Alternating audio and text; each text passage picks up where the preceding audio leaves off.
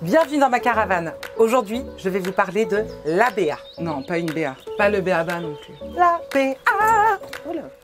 Le sujet est vaste, mais je vais essayer de vous résumer ça en moins de 10 minutes.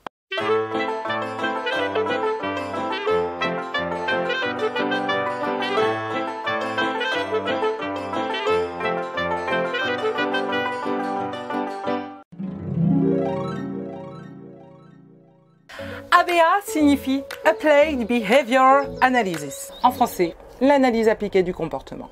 Quand on parle ABA, on parle de façon scientifique. On parle de variables dépendantes, de variables indépendantes, de cotations, mais surtout, on parle de comportement. C'est pourquoi vous entendrez généralement que l'ABA est une science dédiée à la compréhension et à l'amélioration du comportement humain. Petit bémol, l'ABA est toute jeunette parce qu'elle est née dans les années 60 et forcément il y a encore aujourd'hui des analyses, des méta-analyses en cours. Les dernières sont assez récentes. C'est ça qui est passionnant. Peu utilisée en France, elle s'est néanmoins développée à l'étranger, notamment dans la prise en charge précoce de l'autisme. Il existe différentes branches de l'ABA et même si elles diffèrent sur la pratique, les fondements restent communs. Pour pouvoir modifier un comportement, on va prendre en compte l'environnement. Et oui, parce que l'être humain évolue dans un environnement. Et c'est cet environnement constitué de nombreux stimuli qui va avoir une incidence sur le comportement de l'individu. C'est pourquoi lorsque l'on cherche à modifier un comportement, on ne cherche pas à modifier un comportement isolé, mais plutôt la relation comportement-environnement. En pratique, ça donne quoi? On peut par exemple chercher à faire augmenter la fréquence d'apparition d'un comportement. Par exemple, ton chéri se débrouille pas mal en cuisine. Et toi, t'aimerais bien qu'il fasse la cuisine plus souvent? Plus souvent.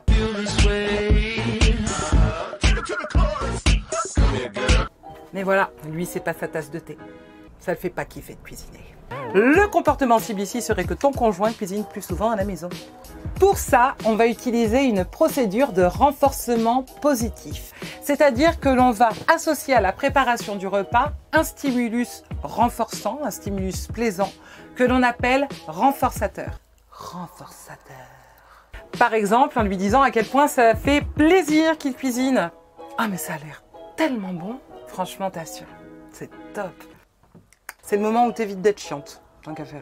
Dans cet exemple, c'est du renforcement social, mais il en existe beaucoup et je ferai une vidéo juste là-dessus. Donc pour en revenir à notre dîner, on va induire une réponse positive qui n'induisait pas naturellement. Et si on le fait systématiquement, on va augmenter la fréquence d'apparition du comportement. Non, c'est... Donc là, je viens de parler de faire augmenter la fréquence d'apparition d'un comportement, mais admettons que l'on ait au contraire un comportement inapproprié ou problématique. Là, on va chercher à le faire diminuer, le réduire, voire l'éliminer quand c'est possible. Pour ça, on va faire une analyse fonctionnelle sur le comportement. Et pour pouvoir le diminuer, il faut d'abord répondre à cette question essentielle en ABA. Quelle est la fonction du comportement ? Est-ce que pour quelqu'un qui est con, la fonction du comportement, c'est juste d'être con? Pour le découvrir, on va relever l'antécédent. Qu'est-ce qui s'est passé avant? Dans quelles circonstances? Où? Quand? Comment? Avec qui? Ces relevés vont nous donner des indications sur l'environnement au moment où le comportement est émis. Ensuite, on va définir le comportement étudié.